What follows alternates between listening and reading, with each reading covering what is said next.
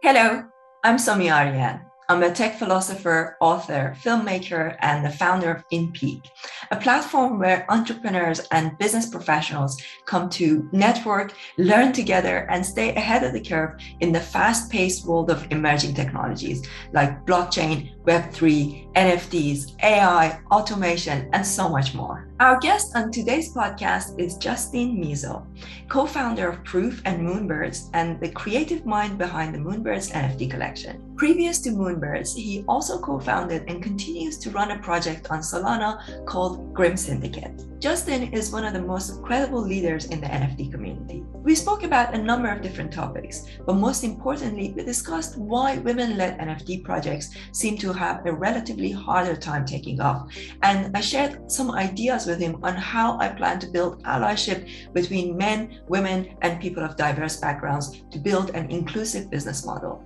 This podcast was a bit like a consultation session with one of the best minds in the NFT space, and I'm sure you will also find it super insightful. Before we start, I also wanted to tell you about our sponsor for today's show. Meta Brew Society, founded by Holger Manwiller, is the first project that builds a utility bridge between NFTs and the metaverse and a legacy industry. Every Meta Brew Society NFT grants you in real life utility of up to 300 cans of free craft beer per year in perpetuity. You also get voting rights on business decisions and access to exclusive brewing classes and beer tastings. Meta Brew Society is preparing to buy a real brewery from the NFT drop, where they deliver product innovations like high protein or smoked beers. They are also creating iconic beer shops in a digital twin of the Meta Brew Society in the metaverse. The NFT revolution of the beer industry happens now, and you can be part of it.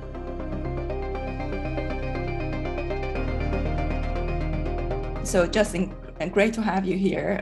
I always start talking to the guest before I press record. And then I think actually a lot of the things that we were talking about is quite interesting. And then people miss that. So as we speak, of course, by the time this goes out, who knows where the world will be, because the space moves so fast. But as we speak, this is after the market crash of Luna. Hopefully by then, by the time people listen to this in probably a couple of weeks, hopefully by then there wouldn't have been another crash or another, who knows what will happen, right? I lost some money in Luna and I was asking you if you did. The truth is that in this space, you take risks. And part of the reason why we are making money in this space is because we are taking risks, but at the same time, you also sometimes lose money. And then there are times that you invest in something like Moonbirds, which I did, and all of a sudden, like my Moonbird is worth at this moment more than 2 Bitcoin.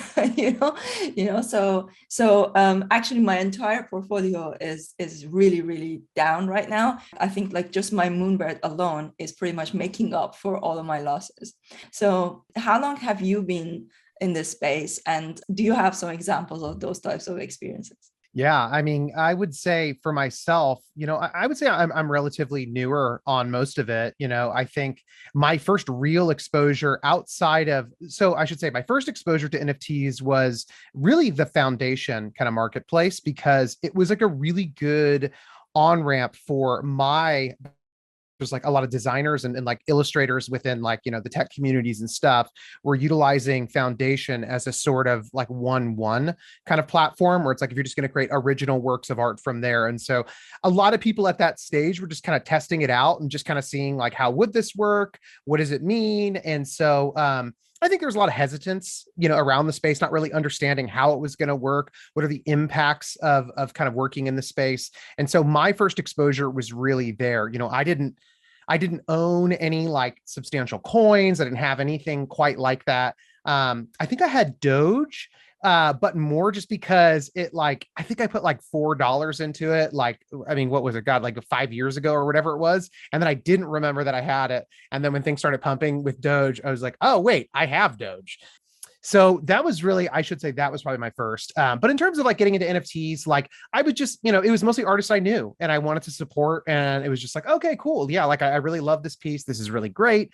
I really love that the angle for a lot of this artwork too was like, hey, this is the art that I would make if I didn't have to, sell a piece of artwork to Google or to to work with another big company in the tech space. If I could just make whatever art my heart wanted to, this is what I would make.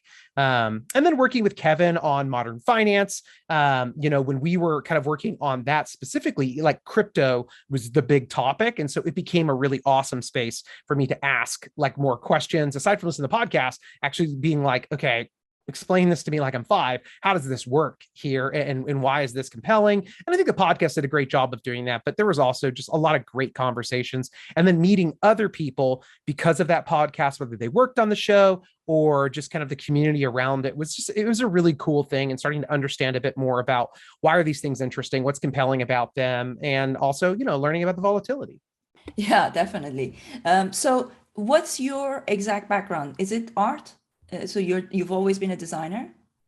Yeah. So my background is, a print design was where I started. So working in the editorial space at like magazines and stuff like that. From there, I started getting more into web design. And then I started doing like apps and sort of designing apps. Had a great failure of a business right out of college where he moved to New York City to go build some apps and everything. This was like, the OG rug in my life. Everything kind of fell apart there. So that didn't continue. And then after that, I became really more rooted in like professional illustration, digital illustration. And so I started building, kind of like illustration systems, really got my big start in illustration after doing some agency work for a bit as an in-house illustrator with a team at PayPal, where he built the illustrative system there. And then from there, my contact from PayPal went over to Twitter. And so I started working on their illustration over there. And then I bounced around on a couple Google art teams over there. And all this time, sort of working more on just the illustration side.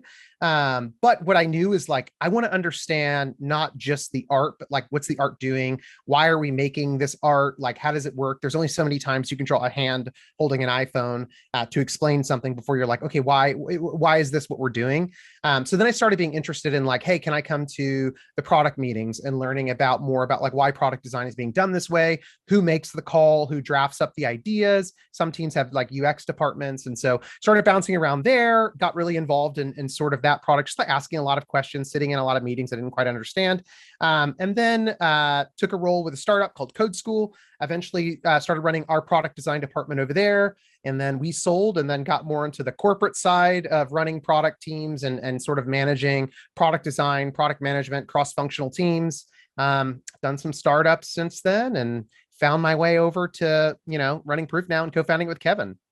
That's fascinating. So one of the things that we're trying to do is to try and bring more people from the traditional finance, or I call it legacy finance, to this space, but also not just that, also a lot of people from other areas that are not very Web3 or NFT focused. You see, the problem I find, maybe it's not a problem, but I guess because I have ADHD, I like the idea of like having fingers in a lot of pies, right? And one of the things that I'm very passionate about is bringing people of different backgrounds into this space. So for example, right now, I'm really working very closely with Steinway, trying to, because one of our investors in our company is the managing director of Steinway UK, and he really understands this space, but he's trying to educate the rest of the people in Steinway. So that's one area where I'm trying to bring into this space. The other one is people who are in science, in math, like I can see that this could be, you said that you had 3 kids, right? So, I can see a lot of opportunities to make, say, math fun, and like there are ways that you could, like use this kind of tokenization system and like the idea of like these cool NFTs to make education fun. And then philosophy, like for example, when you're in the NFT space, when you're in all these discords, the conversations are all the same. It's always about the floor. It's always about, like, I mentioned this to Stevie and Soda Pop as well, that I feel like the NFT space is so insular, whereas most of us have other interests in life as well, right? And I can see, rather than NFTs being an end in themselves, being a means to an end. You know what I mean? Like to be a way to incentivize exploration of lots of other things. So with that in mind, have you observed that? And are there times that you think that maybe as a designer that you could bring NFTs to other areas? Ah, that's a great question. We had this really interesting question. I was at a founders camp this year with Proof, and there was somebody who was asking, about, it was so interesting. They were like in life sciences, and they were asking, like, can we use NFTs for funding? Like, how would we use these to essentially crowdsource research and projects and all of these things? And it's a really interesting question. I think on the surface, there are absolutely some things that obviously do make sense, whether it's, the idea of collection or gamification. Those are like the easiest things to draw people into value experiences, where it's like, hey, NFTs are fun as a collectible ecosystem. I think token gating is kind of the same thing. Hey, an NFT gets you access to these sorts of things. The traditional models that we've used for crowdfunding, and I say traditional as in like the last 10 years. So like, let's say Kickstarter, maybe there is an incentive there to be, to build around what it looks like to say, hey, if you fund this project by buying this NFT is really just a placeholder for your access or your support in this system. And I think where it gets interesting and maybe a little tricky is, we were talking with some folks about, well, couldn't we just, create art, partner with an artist and just create art and sort of, use this to sort of be how people support the science project? And I think that is true. You can do that. But I do think there has to be some more product thinking that's really aligned with like, okay, yes, this token that you're going to get, this NFT is going to be, it's going to have a piece of art, but the art itself is not what's going to bring somebody there. It's probably going to be the access and the opportunity that it gives you to be able to do these things. And so a lot of people, I've had some people who know that I work in NFTs and are just like, they might be incredulous about it, but their question is like, do you really think that like this all is old and it's all going to like go away? And I think it's an interesting question, but I will say, like, to me, we're only talking about a technology layer. Like this is a infrastructural thing that's being introduced with tokenization, with ownership and rights that come along with these things. And yes, art in collectibles is absolutely a piece of that. We're using that to be able to create little ecosystems that can do different things. Utility NFTs are really big right now, but ultimately, like, I do think this will stay around, even though maybe it won't look exactly the same in 10 years. I think the technology that powers it is going to continue to pave the way for the future of the web. That's like asking when the early version of Facebook came out and like Web 2 and customization and social profiles was coming out. You just looked at Facebook then and you're like, you really think this is going to exist for the next 10 years? And it's like, well, customization did. And having profiles and having an identity to an extent online does still exist. And in fact, now that we're in Web 3, a lot of those tools and techniques and experiences are being carried forward, and all they are is merely an infrastructure that seeds the next face for the web. And so I think that, NFTs, ownership, thinking about, how tokenization can create ownership models and allowing people to essentially fund certain things. Like, so much of this will continue to exist and it'll be a part of identity in the web going forward. And so I think that we're still very nascent in being able to really, look into these layers of how do we get maths and sciences involved? How do we crowdfund incredible projects? How do we get charitable organizations to be able to be an active participant and be able to be really thoughtful about like how the stuff is being used? The transparency layers there, it's ripe for it. We just need to develop some of those things. Yes, definitely fascinating. So the thing is that most of those people don't necessarily have the vision because they don't have an experience with what we have in NFTs in the Web3 space, right? So basically what we need is people like us who also have those other interests. Like, for example, the platform that I'm building, it's about emerging technologies and philosophy. I call myself a tech philosopher. I studied philosophy of science and technology and political philosophy. So I look at the macroeconomy, macro politics, and societal level influences of how technology is changing the future of humanity. So, for example, let's say if I wanted to build a community of people who are interested in those topics. What I'm imagining is that whether it's a Discord server or whether it's a different, platform, essentially I'm building our own platform. We were not going to go into Discord. So actually, when I started this platform, we didn't have any social media. I wanted to build this platform without social media and without Discord. I succumbed to the fact that it wasn't possible. The reason was that I was going to go against the grain and I was going to try and do it differently. So because I already had a big following on LinkedIn, I started with a cold outreach to my following and then the following of my following. And from that outreach, I built a mailing list of about 60,000 people. And then I started building the platform. And now we have 19,000 members in our platform. When I started to think a lot more about how could I incorporate the kind of technology that is in Web3, I felt like our audience were not quite ready for it. So in the beginning, we didn't talk about it. And then I was like, okay, so this is the time now to introduce it to people, because with the NFT boom, I was like, this is an opportunity to introduce it to our audience. So it turns out that the audience that we had, because they were mostly women are very, very risk averse and much harder to get them into new technologies. They are typically not early adopters. So that became a bottleneck in some ways in trying to scale the business.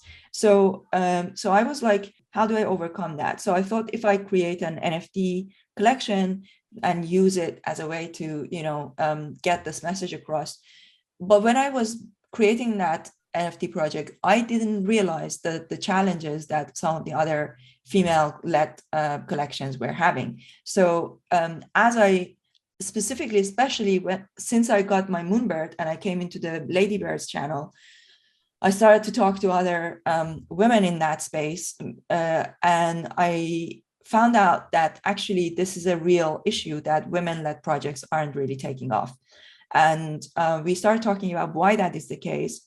And it seems like it comes down to the fact that the majority of female-led projects, of course, a lot of times we have these female PFPs, but there are not enough women in this space. And because there are not enough women, even if men buy those things, they don't use them as their PFPs. And as a result of that, there is less of a marketing. Basically, there's just it doesn't take off.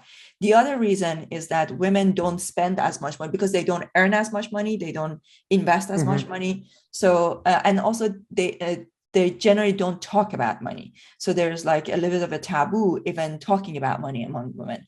So with that, I was like, okay, but that's not going to scale, because if the project isn't making money, people are not going to invest in it. So I was trying to find a way to overcome that. And as I'm building this platform, which is around, technology and philosophy and science, it's basically, my idea was to have women leading it, right? Because when you look at the top 100 people who lead everything in science, technology, philosophy, business, they're all men. So if you're not there, I was like, what if I could create a reverse movement where it starts with women and then it trickles down to men and brings in men? And it's proving challenging. And that's why, I thought today might be a good opportunity to talk to you about that and see, what do you think? So I can tell you what idea I have, and you can tell me whether this is a good idea. But essentially, I'm thinking about creating the first one, and it's already created, releasing the first one, and then say you need to nest it. Maybe nest is not the right word, but stake it, or and then when you hold on to that for a certain amount of time, then you will be able to mint the second one, which is going to be male PFPs mostly. And let's say it will be 90% men, and then maybe another 10% LGBTQ. But there will be no more women unless they are part of that kind of LGBTQ, right? And the idea is to partner, to say you're allies. So I'm trying to kind of build this concept of allyship. Yeah. And basically the way I'm envisioning a whether it's a Discord server, whether it's on our own platform, a community of people who talk about these things. For example, are we living in a simulation? These kinds of topics, what's it like bringing up children in an environment where they've not seen anything other than the digital, the future of humanity, how's our brains changing, talk about those things. But for women to be part of that, that's why I wanted to lead this with women. Because, for example, I'm highly influenced by philosopher Nietzsche, but actually Nietzsche was influenced by a woman called Andrea Salomon. And actually, for example, Freud was also highly influenced by her. So a lot of people don't know about her, but she actually highly influenced these characters of his time. So yeah, I would love to hear any thoughts you may have. It's I have thoughts, and I will say they're not they're probably just a lot of my lack of understanding of like how to approach some of these kind of, because every project is so different. And I think when I think about spaces for women, like as a, as a cisgendered man, it gets hard for me to know, is this a space that like people want me to be in? Or is there more safety if not in it? And that's okay too. I remember we talked about Ladybirds. We had that whole discussion about like, does it make sense to make this an inclusive group that has like allies and women, or is this just for women? And it's like, for me, I feel like I'm trying to just, lean in and try to hear, okay, well, what do you all want out of this space? Do you want this to just be for, and if so, that's okay. And that's awesome. And I'll 100% respect. And if that's where safety is found, then like, absolutely, that's the way it should work. And, as a male who's still learning how to be a good ally, I think that my assumption at first is probably like, I'll leave that space for them and they can decide what it looks like. So I think even the invitation that you're talking about, where it's so specific, like we're going to start with women and then we're going to have a specific experience that's for allies, like that would be such an obvious invitation. That's like, great. Yes. This is my place to come in and like know that I'm not stepping on any toes. I'm not making anybody, taking over somebody else's safe space where they want to show up. And I think that intent in the design already changes kind of how I feel about these things. Like my wife is in my BFF. That was her first NFT. Mm-hmm. And she really loves it. And she loves the art. And I know that there is like both kind of happening there. And I probably need to do more digging and more research on that myself. But I still was like, when the NFTs are specifically like women identifying characters or femme-based characters, you're right. I probably won't use it as my avatar, but more just because it's like, I don't know about like, am I going to be seen as like posing as someone else? And these PFPs are so representative of identity in so many ways. It's almost like animals are easier because it's like, it's not a person that looks like that. And I think about that where it's like, there's an artist that I followed who had very human identifying looking characters. And like, I minted like kind of a person of color character. Mm-hmm. And it's like, is that okay to be somebody who's white passing in my appearance and having a person of color kind of identity by way of PFP? And I think like, different people have different perspectives on that. And I can totally respect it. And the same thing with having a woman identifying or a femme identifying PFP. Like people might feel very differently about that in this discussion, and that's okay. But I think for me, it's like, I definitely feel like I want my PFP to be representative of me in some way, or an abstraction of me, like as in a pirate Moonbird, where like, I'm not a pirate personally, but it's so just fun and just kind of like silly that like, okay, well, nobody's going to mistake Justin Mezzell for being a pirate bird. And so it feels like, okay, that feels a little more safe to use. And so I think that there is a lot that probably does go into it. But then again, it's like, I really don't think I would use any human identifying PFPs, to be totally honest, because it's like, I don't know, it's hard to like see something and see whether or not it's you or not. Is this exactly, do the eyes look like mine? Does the hair look like mine? Is my face too narrow, too round for this? And I think there's already so much like dysmorphia about how we look at ourselves that it feels like when I lead with like a certain character, and this is a Justin thing, it's just more like, yeah, I don't think that's me. And so that's why some of the abstractions are a little bit easier for me. That's fascinating. Yeah, I can see where you're going with that. I think that it's a very good point what you said about when there is a female space that you don't know as a man whether you are welcome or not. The truth is that, and not that it's bad if I'm not. I never feel like it's like maligned against us. It's just like, hey, if this is really safe for you all, for anybody who's female identifying, and that's the space you're curating, like that's awesome, and you should do that. And I know that there are like I know my wife feels more strongly interested a lot of times, like when it's a small group kind of setting for like that, like she's like, oh yeah, if it was just women identifying people, like I'm probably going to be more open, and if it's more small and intimate in that way rather than like a big group of both. Mm-hmm. So what I'm thinking about is I want to build a space that is not just women, but men and women equally, but to have men who are allies and supportive. Because a lot of times what happens is that when you have a space where there are men, even if there are like a few men and a lot of women, men tend to naturally overpower. For example, we had a panel recently and we had one gentleman on the panel, and I'm somebody who is quite strong-willed, and like I would manage the situation, right? But there were many times where I really felt like I couldn't get a word in because it was like a real difference of the way that like with women we're we're so much more allowing other people to, we think about how the other person feels, or, how we give them more space, right? So I think part of this, building this space where there are equal number of women and men, and that they can all speak about real important issues about the future of humanity, about science, technology, genomics, all these things that are being built around us, and to have a space where they can have these conversations, but for men to actually allow women to have a voice and to be supportive. I'm almost kind of like artificially trying to build something that naturally hasn't evolved for generations. And the reason why I'm trying to do that is because we are now going into a new phase of human evolution, where we are essentially becoming, a new type of species that is merging with technology. It's really important that this new type of species that is being created, it has a bit of both genders in, right? And like, you don't want all of these technologies, all of these sciences to be built just with one specific mindset of mostly basically white men, which is the case most of the time.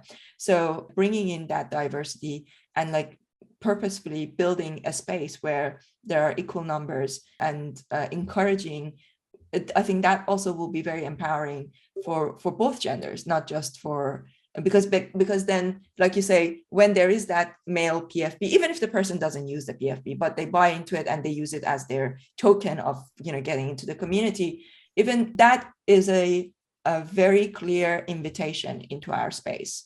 And you come into that space, and you will, I just want men to also feel like get a feel for what it's like to be in a equal women space, and I think NFTs give us this opportunity to rebuild culture, if you will, to re-engineer culture. This is one of the things that makes me very interested in tokenization. This tokenization is about creating a new system of incentives, and if we can use these to create future generations of people who are much more, inviting and tolerant of other sexes, people of other backgrounds.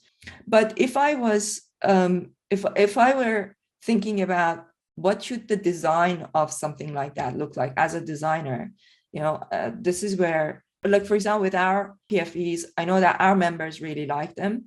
Of course, there are many other women-led projects that different people have got different tastes. You can't create something that everybody likes. But if I were to create something that was for men, I wouldn't know where to start. So we are right now, what we are experimenting with, because our PFPs are based on a picture of me when I was in a metal band, which we will talk about in a bit. But now my team are experimenting with that and like adding like more jaw and like, like bigger shoulders and like trying to make me into a man. But I wouldn't know where to start from. Like, what do men like? Oh God, I don't know if I could answer that for all men or even a small subset of men. I will say this, like, I find myself like, one of the things I thought was really interesting, what you're talking about, which is this idea of like, there's a melding that can't happen with like traditionally masculine identifying or traditionally femme identifying kind of like items, and how these amalgamations can kind of come together to make something really unique. And I think about this a lot through like, like color to me is always really important. I find color to be a really captivating thing. And it's what I love working with in my work. And one of my favorite things is like working in like pinks and purples. Like, I think that they're really striking. I think they have like a ton of really interesting like vibes to them, whether it's like, traditional 80s kind of synth wave kind of stuff like that, neon soaked, kind of like Tokyo vibes. And so like, I think you have all these kind of like parts of design or illustration. You have color, you have form and shape and how these things interact, you have scale. And so to me, it's like, I really start thinking about, we a lot of times attribute or ascribe certain genders with a lot of these shapes. It's like where you have, the fluidity of sort of like organic line work is a lot of times ascribed to something that's more, feminine. And then like hard lines are typically seen as more masculine or whatever. That's like, hey, I'm trying to increase my jaw size to make it look more masculine or whatever. Like, to me, I think that if that is something that's interesting and compelling, I think there's a degree to which like where these things start meeting and where those things start to change, whether it's the form and the shape and how hard those edges are, where the colors are used, what happens when you have like really, strong, characterized, hard edges with really soft and like pastel colors, and how these things sort of meet.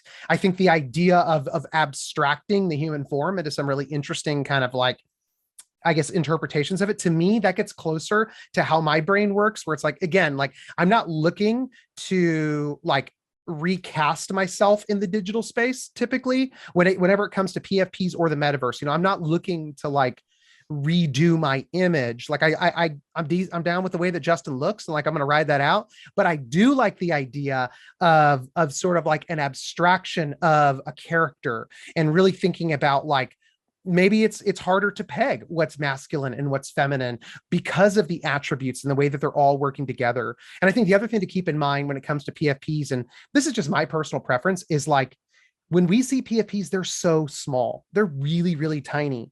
And the constraints are really important to me as an artist. Like I prefer really simple PFPs compared to like really, really detailed ones because of how they scale down. And some PFPs I see are fabulous art that I would love to see on like full display. But when I see them as a PFP, it's like overwhelming to me, or it's kind of muddy and I can't really understand what's going on.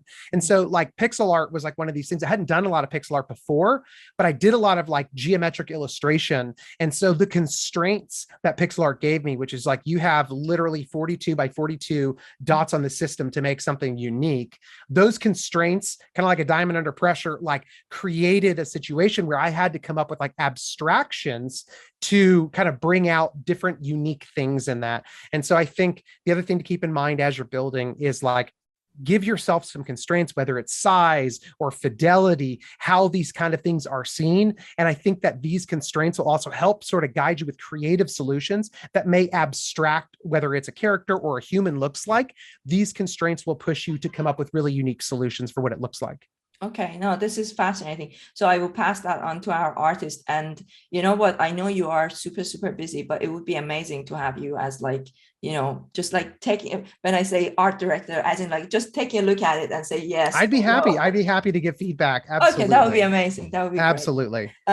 So the next question I had was that, as far as I know, there's no other collection that has focused on this, building this kind of allyship.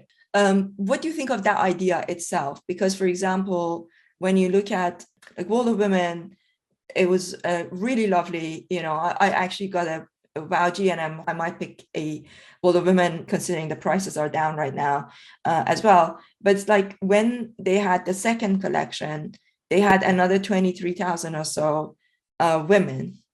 And there just aren't enough women in the space as well, right? That's like suddenly oversupply for a small group of people. And yes, we're hoping that in the future there will be more women. But the fact that there aren't enough women, that itself, from a business, and probably this would be a question mostly also for Kevin as well, hopefully if we can get him on the podcast at some point. Mm-hmm. It's like basically, because I'm thinking about how do you make this viable as a business too, because it needs to be sustainable as a business itself, right? And I think it's important to have an ecosystem where people want to buy that thing, and doesn't necessarily have to be about using it as their PFP, but it's about being part of that community where you are having those discussions about whether it's about the future of humanity or whether it's about, alpha group or whatever it is, right? So everybody has got different things that they're interested in. But from a business point of view, what's your thoughts on, the viability of that idea? Yeah, I love the idea. Like I said, just because it feels so like specific to like, I understand that this is a group that really wants to ensure that women are being, an active participant in the space. There's a degree to which I understand kind of the mission and the scope of what that looks like. But then I also have a very clear understanding of like, hey, we also need allyship in this space as well. And so it feels like buying into an NFT like that is very specific to say like, hey, I'd love to take up the mantle or that flag and say, I'm happy to be an ally. And also like, I love the idea that knowing that there will likely be gated spaces that will exist just for women there. And that's awesome. And women are going to have that. And the people who decide that that's really where they're comfortable in the space, they're going to have those spaces to be able to do that. And then on the other side, where there are more collaborative spaces, like we'll also have that. And so I really like intention in design. And to me, it's so easy to see exactly how this works, exactly what you're trying to build. And the invitation being very, very, very clear that like this is the space for you to be here and to be present. And there's going to be some discussions that happen with the whole group, and we want to hear men's voices. And there's going to be some discussions that need to just be had with the women identifying people, and we're going to have those discussions too. And so I think that's a really, really powerful idea. Okay, that's really good to hear, because it's not something that's been done before, and there any other whether it's in the NFT space or whether it's in other spaces, to have that idea of really literally building it on allyship. So it's quite nerve-wracking when you're trying to do something that's not been done before. But at the same time, I'm also looking at women-only projects, and I can see how it can be very difficult, because we don't live in silos. In real life, we don't live in silos. And for me, the big red flag was when I was first building. So initially, the platform at the moment is called FemPeak, but maybe by the time people hear this may have changed, because we are literally in the process of coming up with a new name and rebranding to be more inclusive. Because even though it is inclusive, just because it's called FemPeak, men don't think they're not welcome. So we're changing it so that they feel more welcome. But for me, the red flag was, early days when I started this platform. I was on a date, and this gentleman was like I said, look, I don't want kids. I'm building this thing, and I just don't have time for children. And I was like, so if you're looking for kids, you shouldn't probably date me, right? And he was like, yeah, well, I need to first find somebody for the job, but it would definitely not be somebody who's on FemPeak. I was like, okay, because he meant that, because he thought because the platform was called FemPeak that it was very feminist and you see what I mean? So these are the things that the misconceptions about women only spaces sometimes also that doesn't help those become viable businesses, because there aren't enough women who are at the moment in these spaces, in technology and business. And yes, of course, we have to keep trying to bring more women in, but it takes time, because you think about it, women were not even able to vote until 100 years ago. And in countries where I come from, like Iran, it's like, I was forced to marry my cousin at the age of 17. It was a very, very oppressive place. So many of us have had to really break down a lot of barriers to even get there. So we need to be patient with them, and that's why building this kind of allyship is important, so that the businesses that are building around these concepts can actually thrive and be viable, because they will have enough membership, they will have enough support. And also at the same time, I think, imagine if you were part of a similar kind of community that your wife is in, maybe that would encourage your daughter or encourage your son to be more, as they grow up, to be more inclusive of other genders and towards others. So let's now talk a little bit more about Moonbirds before we get to the end of our time. So I know that there are some really exciting things happening from what I heard today at NFT NYC, and I'm looking to be there. I didn't think I could, but I'm just pushing everything around in my love that. That's awesome. Yeah, so I'm hoping to be there. So tell me a little bit about what it's like from a day-to-day basis. What are you guys doing? Okay, so the NFTs are out, and there's been all this excitement, and I think there's a lot of hype around this. So people are really looking and thinking about what's going to happen there. So on a day-to-day basis, what are you guys doing? Yeah, there's a lot. Right now, we're definitely in a hiring season, which is just like we have a lot to build. And we know that we have some concurrent work streams that are going to need to happen. We still run Proof, the mainline brand. We need to update like actually the brand. So it's not a podcast page. We have the Proof Collective that has collections that are a part of it, curated collections like Grails and, some of our partnership collections like Heart You. So this is all product lines that exist within Proof. And then we've also got Moonbirds, and Moonbirds is going to need its own cross-functional teams. So it's like we're talking product designers, engineers, product managers to really own the experiences that we're building. And then we also have, we've talked about it before, like that codename High Rise project, where essentially we're talking more about the community platform. The metaverse is a word, obviously, that's a very loaded word, but essentially like how do we think about these persistent places of giving you intent and purpose to actually build around why you're here. And so there's a lot that's going on. We have extended some offers to some folks. We've got a couple new people that are joining the team already. And so it's very busy, a lot of hiring, but then it's like while I'm interviewing people and while we're talking to them, also having to work in between wherever I can to, again, we're releasing a lot of site updates. We just launched public profiles yesterday for Moonbirds, which gives Moonbirds the chance to connect with other Moonbirds. And it's really just a space to like celebrate the journey of your Moonbird and kind of like chronologically like see what they've done, what they've been a part of. So we're excited to do that. Even like little things like Twitter integration. This morning, I worked on a sidebar on the homepage of the dashboard of Moonbirds that will just like pull data from who's all logged their Twitters and then put that on the page there. So you could like find everybody who's a part of it and hopefully, begin some conversations or, follow them and really kind of build people's connections, their networks, build some personal brands here, as well as starting on some of the leaderboard stuff, which is more just celebrating our users. So there's a lot going on, a lot of team growth. I think we'll be with this cohort of hires that we have up at about 30 people. When we launched Moonbirds, we were at 6 people. So it's a lot. But we're really excited about how much we can do. We've talked a lot about, in the beginning, you were talking about sustainable business and essentially having a business model that allows you to grow.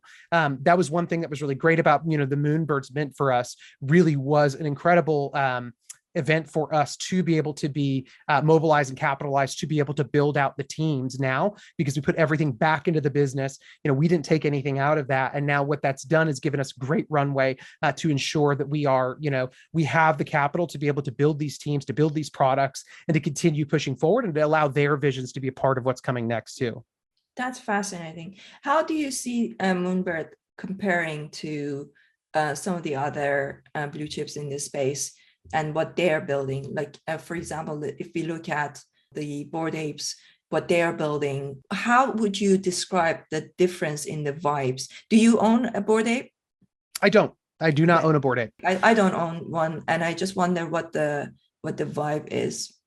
Yeah, I'm not 100% certain. I mean, again, all I know is the vibes of single individuals, and I've had amazing interactions with Bored Apes, and I've had less than amazing with certain people in the space too. Like everybody's so different. And ultimately, when you wear a PFP, you are representative of that community to an extent. You're going to say something. Yeah, I was going to say, other than the vibe of the community, what does the mission, what you're building, how do you see that being different? Yeah. So when I look at Bored Apes, and they released some footage yesterday of Other Side, and it's sort of this like fully 3D immersive game and like a universe. And of course, we don't know the specifics. Are you just traversing about? Are there objectives? Are you leveling up? Like it's a role-playing game like World of Warcraft. I don't know the specifics there. I will say, like, I think it's awesome what they're building. I think it's amazing that we have, these projects that start off as just like maybe a simple art project that now has evolved into hiring out whole teams of interdisciplinary folks to come together to collaborate and deliver amazing experiences. And to me, I see Other Side hopefully as a huge triumph for the space. Like the Other Deeds Mint, the art was beautiful. It was captivating. I loved the world building. It's like, it's really wild to me because it doesn't just feel like apes. Like they're expanding that universe in a really cool way. And to me, somebody who loves lore and story and art and like, science fiction and fantasy, I see these pieces of land and I'm just like, oh my God, there's a story here. There's like something going on. And I want to walk around these spaces. As we think about Proof, That's not really what we're looking to do. We don't really want to create a game. I have played games and I do enjoy games. I just don't really have time to play them, except for I am playing Elden Ring because that's a fantastic game. But the thing that we really love is Proof, and what has really been core to our brand is we started off as a brand that celebrated NFT collecting and art appreciation and the community that surrounds it. And for me, that has been a piece of every step we've made as Proof Collective. And it's also been a part of where we want to take, Project High Rise, which is really creating a place to be able to, without saying too much, I know we try to be really guarded about all this because some of this stuff really is like, we want to be the first to be able to build some of this. But essentially, like we think a lot about your identity as an individual in the space, your collection, what it means. How do you make sure that like you can collect something for a reason that's important to you? And it's not just about the volume or the size of your collection any more than being a Moonbird holder is about the fact that somebody has 10 or 1. There's not like more intrinsic value to an individual based on that amount, but really like, how do we celebrate what art is, where it's going, where it's been, and like what we're proud of in the space? And how do we find like-minded communities that also want to celebrate these things, whether it's just the art or whether it's the technology behind it, and really, meeting other people in the space, networking with them to understand what's being built. And everything is a little different. Proof Collective is still a very small, intimate 1,000 person group with an incredibly low churn number, but it's also really expensive. And so getting in is really hard now. And then you've got, Moonbirds, which is to us an expansion of community that's really focusing more on connection at scale and thinking about, whether it's events, whether it's, smaller pocket communities and identity, whether it's just celebrating people for saying, hey, this may be your first NFT, this may be your first online community that you've really dug into, aside from being on Facebook and Web2, where you just knew like, a couple people you knew from school and, your aunt and uncle, and really thinking about like, what does identity mean in this space as people are getting to know each other? How do we create safe, inclusive spaces that are thoughtful about the events that we take on, whether it's digital events or whether it's in real life events, and how do we celebrate the journey of that? And because we are Proof and we care deeply about art and collection, how do we ensure that people learn while they're in this space why we think NFTs matter, why they could be historically significant, or why we think they're technologically important, or why they're just beautiful and we care about the art that's there.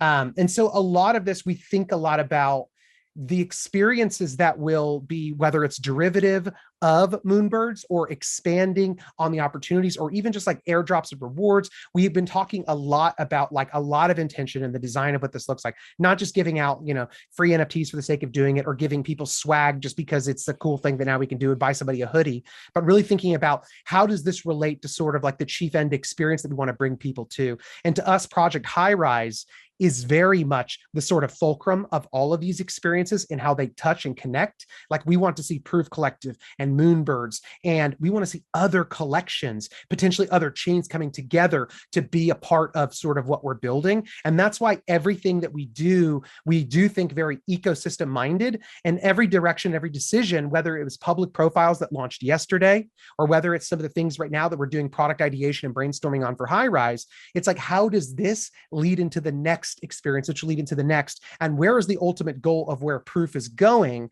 and why are all these experiences like important to us to make sure that they have their moment to really collide in a space like High Rise? Yeah, fascinating. I'm so glad to be part of this project. I would really, really like to get myself a Proof pass. I keep looking at that floor price, and I'm like, it's because I'm building a startup, right? And I need every penny. So I keep looking at that, and I'm like, okay, at some point, Yeah. So do you see this community growing? Like, is it going to be like, then there will be another 20,000, and there will be another 50,000, 100,000? Is that how you see it eventually?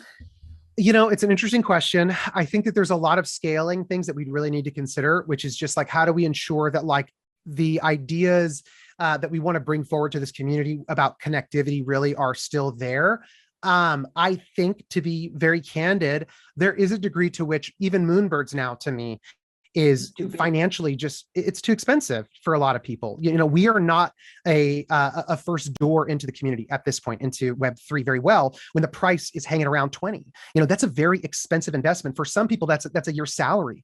And so we really do think about expansion is something that as we get to high rise, of course, we would like a very large, bustling, active community to be a part of that. And we very much are baking that into the DNA of how we're thinking about these things. I would say that we would look at future expansions on the ecosystem at current as more about growing the footprint of access that we can give to people and ensuring that, we can get more people into the ecosystem, into the community, rubbing shoulders with other people while still preserving those things that the other communities already have and ensuring that those still stay their values. And we thought about that a lot, with Proof Collective to Moonbirds. We had to make that decision. It's like there's a degree to which the Proof Collective still needs to stay this small, tight-knit group, and those benefits still need to exist there. But they also have benefits to be able to go, and we want them to be a part of Moonbirds and to talk with the Moonbirds and to be able to share information and how they think about collection. And we've seen it happen. Like there's so many great conversations that happen where our Proof Collective members go to the Moonbirds channels and just like help. Like I saw that happen today where people were feeling really down about the market crash, and having these people, some of them are part of the collective, be able to talk about it and just say, this hurts. And this isn't the first time I've dealt with this. And here's some, I can't give you financial advice, but I can tell you as a human, this is what's helped me navigate some of these things. And this is what I learned and how I can ensure that I'm not overextended when something like this happens again. That is what I think I would love to see happen if Moonbirds continue to expand. How do we ensure the Moonbirds are doing this for those communities? How do we ensure that they are the ones who get to say, hey, listen, I've seen this before. And let me tell you something that really helped me as the community continues to mature, continues to really, the churn will at some point likely kind of stabilize, probably hit some stabilization. There's ups and downs. It's always going to be volatile. But I do think, you do start to really chisel out who that long-term community is going to be. And I think we'll continue to see that happen. Fascinating. Like I said, I'm super, super stoked to be part of the community. I'm so happy you are. Yeah, I know, right? I'm so glad. I've been thinking a lot about, with the market being down, I kept thinking a lot about either getting another Moonbird or, maybe trying to muster the ETH to buy a Proof pass. But then I just got a Zeneca membership. So yeah, and with everything going on right now with the market, I just need to kind of also think in terms of all the different costs. But maybe before you go, tell me about that guitar behind you. Oh, wow. Yeah. Talk a little bit about music and about your other project you're working on, the Skulls, right? Because my Grim Syndicate. Is that when it's coming out? That one's already out. That's on the Solana. That's on the Solana blockchain. It's just a project that I am one of the co-founders of. I do the art for it. So yeah. So would you be doing something else to do with music and Skulls? Yeah. So with Grim Syndicate, it really is just kind of an art and lore project, which is really different than how Moonbirds is. Like Moonbirds is less about, lore or any like specific kind of art stuff. That's like, high fidelity art. Obviously we did the pixel art, which is so fun. And we really wanted like a really cute experience, but Grim Syndicate for me is like, that is like my storytelling project that just kind of like speaks to like my love of like world building and thinking more about what kind of stories we can tell. And I feel like that's always been really core to what I love. There's some gamification in there, but it's very different than how Moonbirds works. It's definitely a lot more about like collecting items and ingredients and combining them to make either other pieces of art or NFTs or just more like mechanical utility kind of things that will fold into a larger. And then we've been, working on essentially kind of like a PvE sort of tile-based kind of card game. And so that's really just kind of like a side project of mine that I absolutely love and I'm a co-founder of. But there's a full team that works on Grim Syndicate. And so I am currently just like, I am a part of it, but it's certainly not my full-time job right now, like Moonbirds and Proof is, which obviously takes my full time of life at the moment. That's for sure. But yeah. So can you make sure to send me a link to that on Twitter? Yeah, absolutely. Because I would definitely like to pick up one of those, especially because I bought the Solana div. Oh yeah. It's everybody's so down right now and it's so awful and it feels terrible. And I know that, and I just want to like give the world like a collective hug right now because I know it's so hard. It's so hard to like kind of walk through some of this. And I think this is a lot of people's, first real sort of crash on something like this. Yes. And I think, this is when you recognize some really big mistakes. It's tough. It's really tough. Yeah, it's my first crash, but I knew that it would happen at some point, right? So all I could do, I just made sure to keep some dry powder so that I could, buy the dip as much as possible. But in general, it's quite scary seeing your net worth just sort of melt down, melt away. But it's the nature of the beast. Like I said, we are very early days in this, and that's part of the reason why we are making these gains, but at the same time there's always risk. Well, thank you so much for being here today, Justin. I really enjoyed the conversation. I look forward to seeing you in New York. That would be awesome. Thank you so much for having me. I really appreciate it. Thank you. Thank you.